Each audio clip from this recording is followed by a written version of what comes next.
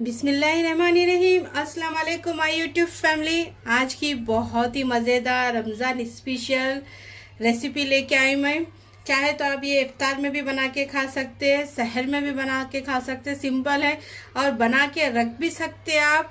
अब मैं बनाने वाली हूँ मटन कीमा कटलेट। बहुत ही मज़े की रेसिपी है, आप ज़रूर ट्राई कीजिए। और सिंपल इजी रेसिपी है, झटपट बन जाती है, कुछ ज़्यादा ही मसाले नहीं जाते इसमें, बस थोड़े से ही मसालों से मैं बनाना सिखा रही हूँ आपको। मैं ये मटन के कीमे से बना रही हूँ, आप चाहे तो चिकन के भी ले सकते हैं।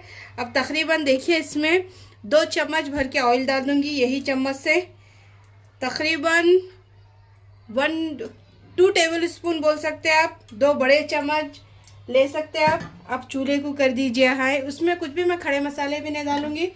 अब देखिए एक बड़ी साइज़ की प्याज ले लीजिए, इस तरह से स्लाइस में पतले पतले काट लीजिए। और साथ ही में 3 हरी मिर्ची हैं, इसको भी बारीक चॉप कर लीजिए, इसको साथ में ही डाल दीजिए। अब डाल के इसको अच्छी तरह से भून लीजिए, तब तक भून लीजिए प्याज का कलर एकदम से चेंज होना चाहिए, गोल्डन फॉर्म पे आना चाहिए, एकदम से गोल्डन दिखना चाहिए, तब तक इसको अच्छी तरह से फ्राई कर लीजिए प्याज को। और मटन का कीमा मैं तकरीबन 500 ग्राम लेके इसको धो के अच्छी तरह से रख चुकी हूँ। देखिए छन्नी में डाल के मैं इसको अच्छी तरह से धो के छान के रख चुकी हूँ, इसको साइड में रख दीजिए। अब इसको अच्छी तरह से भून लीजिए, भूनने के बाद फिर मैं बताऊंगी आपको क्या क्या करना है। देखिए प्याज का कलर चेंज हो चुका है हल्का सा। अब इसी के अंदर 1 चम्मच भर के अदरक लहसुन का पेस्ट डाल दीजिए। सिंपल घर के ही मसाले से बनाना सिखा रही हूँ मैं आपको। अब इसको अच्छी तरह से भून लीजिए, इसकी कच्ची बू जाने तक। अब देखिए ये अच्छी तरह से भून चुका है। अब इसी के अंदर कीमा डाल दीजिए। अब डाल के इसको अच्छी तरह से भून लीजिए, तब तक इसका कलर चेंज होना चाहिए, तब तक भून लीजिए। इसके बाद इसमें कुछ पाउडर मसाले डालूंगी, मैं आपको बताऊंगी। अब देखिए कीमे का कलर चेंज हो चुका है। अब इसी के अंदर 1 चम्मच नमक डाल दीजिए, ये आपके टेस्ट के हिसाब से डालिए। अब तकरीबन 1 चम्मच लाल मिर्ची पाउडर डाल दीजिए, ये भी तीखा आपको कितना पसंद है वो आपके हिसाब से करिए। आधा चम्मच हल्दी पाउडर डाल दीजिए। और इसी के अंदर जाएगा गरम मसाला आधा चम्मच, ये खुशबूदार घर का बना हुआ गरम मसाला, ये ज़रूर बना लीजिए, मेरे यूट्यूब चैनल पे अपलोड है। अगर आपको सीखना है तो मुझे कमेंट कीजिए, मैं इंशाल्लाह बनाना ज़रूर सिखाऊंगी। अब इसको अच्छी तरह से भून लीजिए। देखिए ये अच्छी तरह से भून चुका है। अब इसी के अंदर आधा कप उतना पानी डाल दीजिए।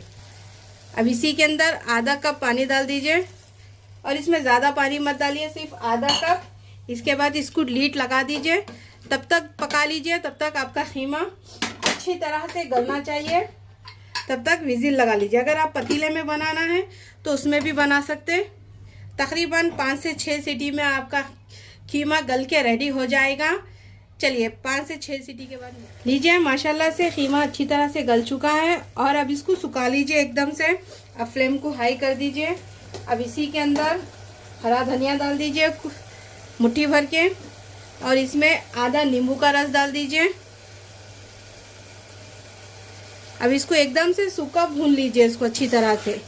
फ्लेम को हाई रख के, इसमें ज़रा भी पानी नहीं होना चाहिए, एकदम से ड्राई कर लीजिए इसको। देखिए माशाल्लाह से कीमा अच्छी तरह से भून चुका है और गल चुका है। अब अच्छी तरह, इसमें ज़रा भी पानी नहीं है। अब इसको साइड में रख दीजिए। अब उबले हुए आलू ले लीजिए। अब आलू लेके आलू को अच्छी तरह से मैश कर लीजिए, अच्छी तरह से कर लीजिए। अगर आपके पास ग्रेटर है कद्दूकस कर लीजिए, आपकी मर्ज़ी, आपको जैसा करना है। अब इसको अच्छी तरह से मैश कर लेके ला लीजिए। देखिए अब इसको अच्छी तरह से मिला चुकी हूँ मैं। अब इसी के अंदर आधा चम्मच लाल मिर्ची पाउडर, नमक 1 चम्मच, हल्दी 1/4 चम्मच, चाट मसाला 1 चम्मच, कोतमीर पुदीना हाफ मुट्ठी डाल दीजिए। अब इन सभी चीज़ों को डाल दीजिए। अब डाल के इसको अच्छी तरह से मिला लीजिए। अगर आपके पास काली मिर्ची है तो वो भी डाल सकते हैं आप, ये आपकी मर्ज़ी, आपके हिसाब से, आपके टेस्ट के हिसाब से डाल सकते हैं आलू में, लेकिन ये बराबर है। अब इसको अच्छी तरह से मिला लीजिए, ये पूरा मसाले में अच्छी तरह से मिक्स होना चाहिए, तब तक इसको कर लीजिए। अगर आपके पास चाट मसाला नहीं है तो 1 नींबू का रस भी डाल सकते हैं आप, 1 से आधा। लीजिए, ये अच्छी तरह से मसाला रेडी हो चुका है। अब खीमा भी अच्छी तरह से ठंडा हो चुका है। अब कटलेट बना लेंगे। थोड़ा सा हथेली में तेल लगा लीजिए। अब तकरीबन 1 चम्मच के उतना, 1 बड़ा चम्मच या नींबू के साइज़ के उतना ले लीजिए। ये आपकी मर्ज़ी, कटलेट छोटे या बड़े रखना है, आपके हिसाब से रखिए। अब देखिए, अब इसी के अंदर 1 चम्मच भर के ये आमेज़ा डाल दीजिए खीमे का। आपकी मर्ज़ी, कोटिंग आपको ये किस तरह से फीलिंग ज़्यादा या कम रखना है। तकरीबन मैं ये 2 चम्मच रख रही हूँ। अब इसको इस तरह से फोल्ड कर लीजिए, बंद कर दीजिए इसको। देखिए इस तरह से, जिस तरह वीडियो में दिख रहा ना। अब इसको कटलेट का शेप दे दीजिए हल्का सा। देखिए अच्छी तरह से इसके किनारे भी अच्छी तरह से नीट कर लीजिए इस तरह से।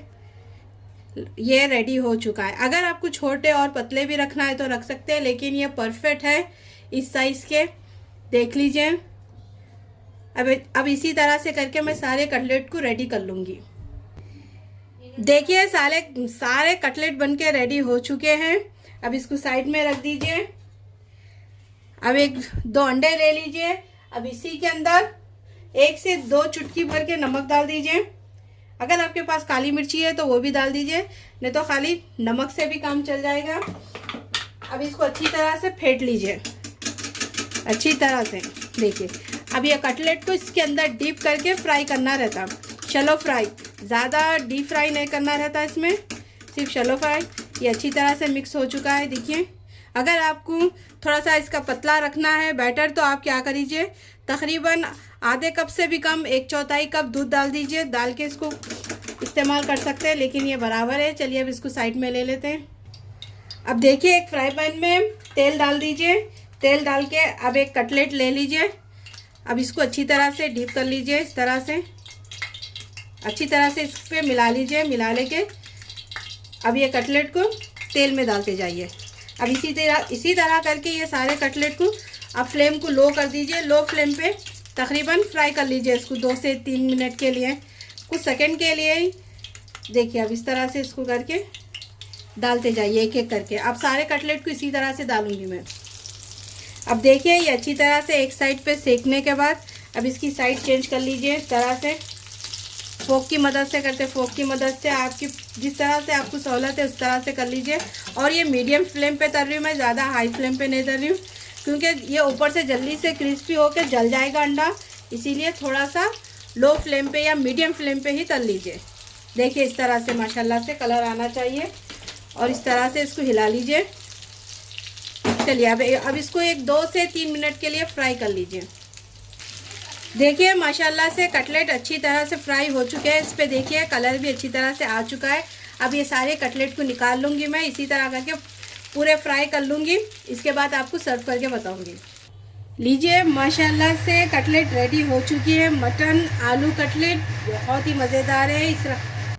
इस रमज़ान में ज़रूर बनाइए, इंशाल्लाह आपको पसंद आएंगी। इफ्तार के टाइम पे, सहर के टाइम पे ज़रूर बनाइए, ट्राई कीजिए। अगर ये रेसिपी आपको पसंद आई तो मेरे चैनल को कीजिए सब्सक्राइब, लाइक कीजिए, मेरी रेसिपी को शेयर कीजिए ज़्यादा से ज़्यादा। कोई और भी रेसिपी सीखना है तो बोलिए, इंशाल्लाह ज़रूर बनाना सिखाऊंगी। चलती हूँ, दुआ में याद रखिए। अल्लाह हाफिज़।